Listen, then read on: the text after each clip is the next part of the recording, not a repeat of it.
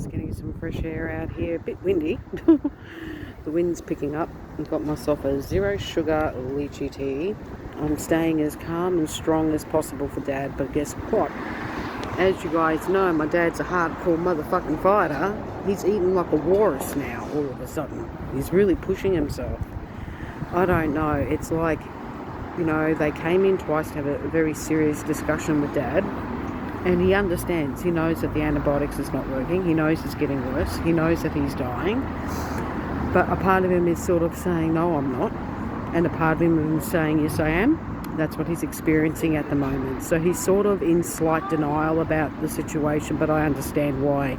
It's because of the fear. He's too scared to die. So that's why now all of a sudden he's fighting and he's doing everything he possibly can do. And that's a good quality to have. But I told Dad, I said, Dad, if it's too much for you and you can't fight, I'm not going to hold that against you. I understand.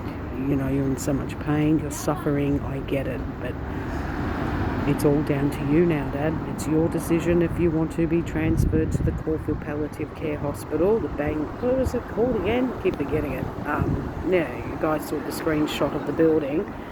Bethlehem, yeah, that's right. In Caulfield there, along Keong Road.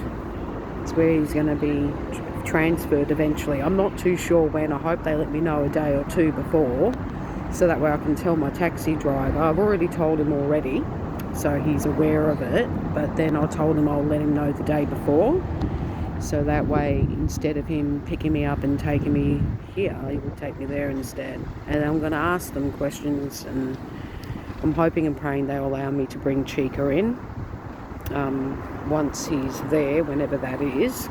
But nah, my dad's a very stubborn mule, and yeah, he just wants to seriously fight this in his own unique way. He understands they're not giving him antibiotics, so he's not going to fight it that way. So how is he going to fight this infection? He's going to fight it through deep meditation or something. I don't know. You tell me, guys. How do you think my dad's going to beat this fucking thing? This bloody reoccurring infection that just keeps coming back with a vengeance. No matter how much different types of antibiotics they chuck at him, that he has been taking for well over 4 months, hasn't done anything. He's fighting a losing battle, but a part of him saying yeah, and the other part of him saying no. So he's half-half at the moment. It's all to do with fear. He's scared. He's scared to die. He's scared of death, and that's what's making him hang on. And eventually, I don't know. We're just going to have to do things Dad's way now. They've got no choice. Now, you know, Dad's got a couple of days to meditate on it, and he's got to tell them straight what he wants, and he's got to stick to the decision he makes. He can't chop and change his mind. So that's what they're saying. They're saying, do you want to continue the antibiotics and stay here and die here? Or do you want to, you know, they're asking him, and he's not giving them, you know what I mean? He's not giving them a straight answer. So that's why they said, look, we'll give you a couple of days to think about it, but we're stopping the antibiotics. So they're already stopped it. So that's what I'm getting at, guys. They're stopping it. They're going to be stopping it first thing tomorrow morning. He's going to have his dose tonight, but tonight's going to be his last dose. Hang on, I'm just going to open this.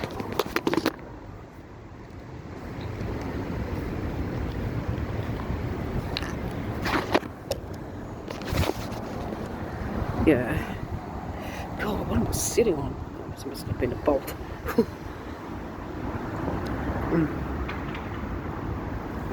Bloody hell. I just wish I wasn't so sick though, with the damn hay fever. Well guys, I've got to be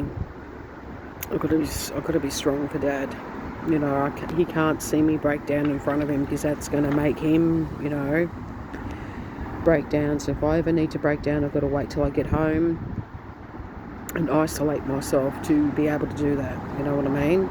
So please, people, if you know, see me do all these videos and I'm crying and that, please understand where I'm coming from. You know, it's not easy.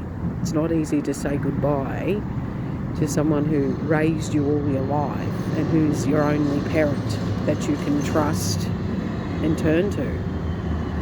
It's not easy. You know, it's different. Can you imagine if I had a good relationship with my mother? At least I'd have my mum. I don't have my fucking mum. I don't have a good bond with her. You know, I don't feel anything for her because she never raised me. She never fucking made an effort. And I'm not going to be made to feel guilty either for not loving her. That's not my fault. My dad was my mother and my father. Let me put it to you that way. So I'm never going to be made to feel guilty by no one in that regard. It was her fault. She had ample chances. She always knew where I was. She never bothered to contact. She never bothered to rock up unannounced at the door to surprise me. Nothing. How's that my dad's fault? My dad always let her know where we were. Always. That's her fault. That's her cross to bear. And it's too painful for her, I know. That's why she's too scared to have a heart-to-heart conversation with me one-on-one. She has to have someone there with her all the fucking time. Either some dickhead that she's with, you know. She can never sit there and have a private one-on-one chat without no one else being there. Someone has to be there to support her. Fucking idiot. Let me put it to you that way. But yet still. Yeah, so she's not going to know. Now, my dad does want to contact his brother to let him know, but I don't want to associate with my uncle. See, I'm stuck between a rock and a hard place there. I'm going to be forced against my will to tolerate my judgmental, narcissistic uncle just to please my father. I don't have a good relationship with my uncle. This is going to be fucking hard for me. How am I going to fucking tolerate my uncle's fucking behaviour without smashing his head in and getting into an argument in a hospital where we're both going to get fucking kicked out? That's what I'm worried about. So I don't know. I don't trust myself. I don't trust my temper. I know what my uncle's like. My dad does too. That's why my dad's he's like, oh, nah, fuck it. He doesn't care. That's what he said to me before. I thought, oh. He's like, and I said, your brother? And he goes, yeah, I don't know what to do. He's 50-50 like me. So we're both stuck in a dilemma. It's like, my uncle does deserve to know what's going on, even though he has a gist already of what's going on. It's just that, will he come down and see him? That's what the question mark is.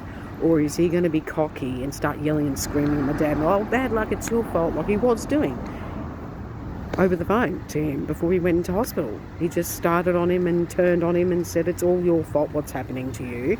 You've got to, roll up your sleeves and you've got to take responsibility for the reason why you're dying. Yeah, that's my uncle.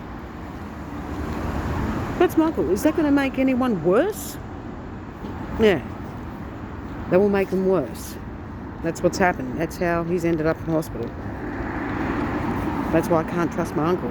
Oh yeah, he'll come over there, get into a row with us in hospital, and then my dad will drop dead right there. That's why I'm in two minds. I'm like, nah, I don't want him anywhere near. He can find out after the fact. I will contact my uncle and tell him after he's been cremated. I'm not going to tell him beforehand. No, because I know what my uncle's like. He's going to try and push over, try and take over. He's going to be like, I want to spend $15,000 on a funeral. My dad doesn't want that. My dad just wants a simple cremation, cardboard box coffin, not an expensive coffin. That's it. No funeral service. And he's adamant, but knowing my uncle, he will bulldoze, try and take over. He's not going to know a thing until I say so, because I don't trust the man. And then he's going to try and take over my life. You wait. He's going to try and turn me into a mini, like a mini John. He wants me to be just like him. No joke. No fucking way. I don't want to have a relationship with him that way. No.